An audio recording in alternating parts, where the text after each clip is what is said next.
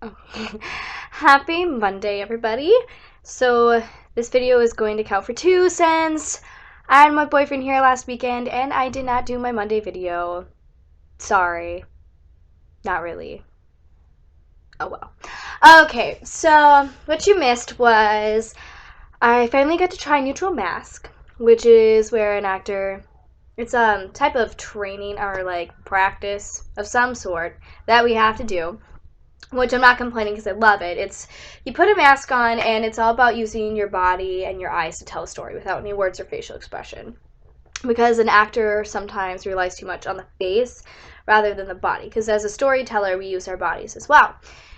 So I finally got to try that, and it was really interesting. My prompt was to be in like fog and trying to get through the fog, and finally when I get through, I see a beautiful lake, and I mean, Holland, Minnesota, because land of 10,000 lakes, so not hard to imagine.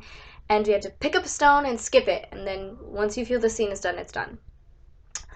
The pressure was to be creative, and sometimes as actors we tend to overact, but sometimes the more simple but obvious, if that makes sense, way is the better way to go. And I've never found it difficult for personally myself to use my body when I act or my eyes, just because I was always told to. And that was kind of like drilled in me, like, come on, Nicola, get into it, you know. Actually, I've been had to be told to stand still more. So, it was really interesting. And my director said it was really interesting to see you have a fire in your belly when you're doing this and be explorative. I think that's the right word. Because you're so polite Minnesotan and Midwestern. I was like, okay. Apparently Minnesotans are very Midwestern and polite. It's like, you should hear me when teachers are around. I am not polite. It was really interesting, and she told me she wanted to see me even go even more in exploration and to try more things. So the next time I put that mask on, I'm gonna do that and stop being so afraid and being like, oh, what if this is too much? Be like, it's better to be told to have to pull back than have to be asked for more. As well, for contemporary Spanish theater, this kind of we had this scene that we had to do for a midterm, and I just actually came back from there. And lately I've been kind of thinking, why do I want to act? Why is this what I want to do? Is this really what I want to do? Because I've always wanted to help people and work with children, but now here I am being an actor, because that's all I ever thought I saw myself doing my whole life. Even though I still question it, when I'm handed a scene and told, make something of this, or a monologue and be like, here, do this, or something that gets me to like really use my like imagination, I just like go head first, and there's no second guessing. There's just ideas that keep going, and there's some like fiery like explosion moment of just inspiration, and I just love it. I get creative. I can throw myself into it and be excited about it. And when I'm sitting in a classroom being told things, I am not excited. But when I'm on my feet moving around and doing things, and asked to do that myself and to bring something from myself, I am excited. So I'm really thankful I got to relive that, because it's been a while. Yeah, it's hard. It's hard being an artist, because sometimes you're like, am I good enough? Is this gonna make, like, is this really what I want to do? I'm spending like $60,000 at school to learn how to act. Is that what I want to do? But if you love something, you never know what the future holds for you. And the biggest problem, I think, with people, besides not being able to actually look at somebody and listen, is to be held back by not being able to control the future, because the future is coming and you just have to roll the punches, and you will figure it out when you get there. And you never know what the future holds. Maybe that is what you're meant to do or not, but you'll figure it out. It'll end up being something at some point. It's all just the little steps you have to take to wherever your destiny has to bring you.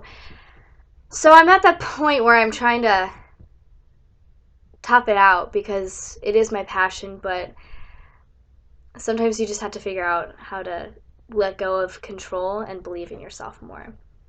And that is my personal goal for myself, because I love doing what I do.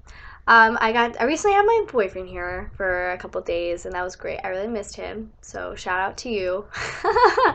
It was fun to get to take somebody that you really care about to all these places that you see every day, because then they get to see a part of your world that they're not in every day, because they're not physically in the space that you're in. So we went to Times Square, Central Park, the 9/11 Memorial, and the Seaport, and my favorite, the Brooklyn Bridge.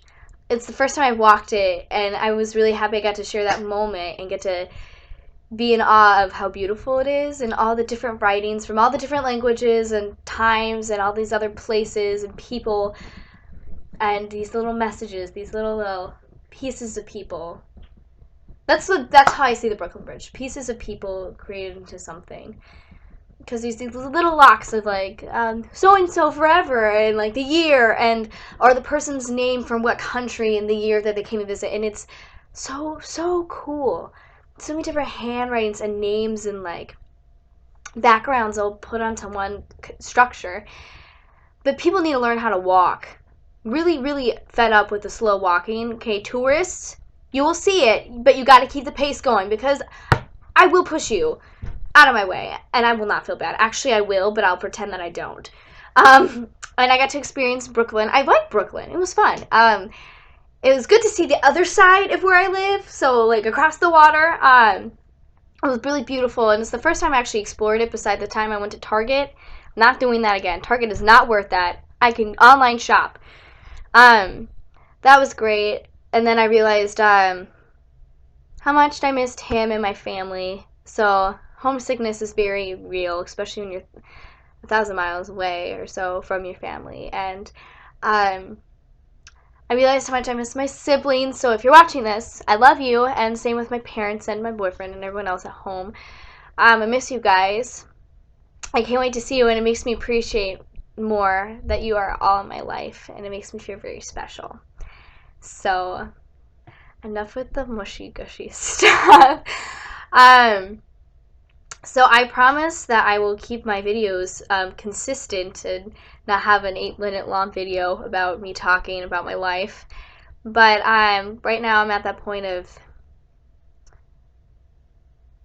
figuring out inspiration, or I don't really know, but that's okay. It's okay not to know what's going on. That's when you find the most exciting things and you figure out yourself a little bit more. I'm also production stage managing a student-written musical one-act thing with this really awesome senior director, and I'm learning all the stuff that happens backstage. So I get to learn about that and understand the tech side of theater and have respect for that. A lot of pressure. I'm kind of scared and terrified, but I'm working on it. But yeah. Thank you for watching, and I'll talk to you guys next week. Have a good one.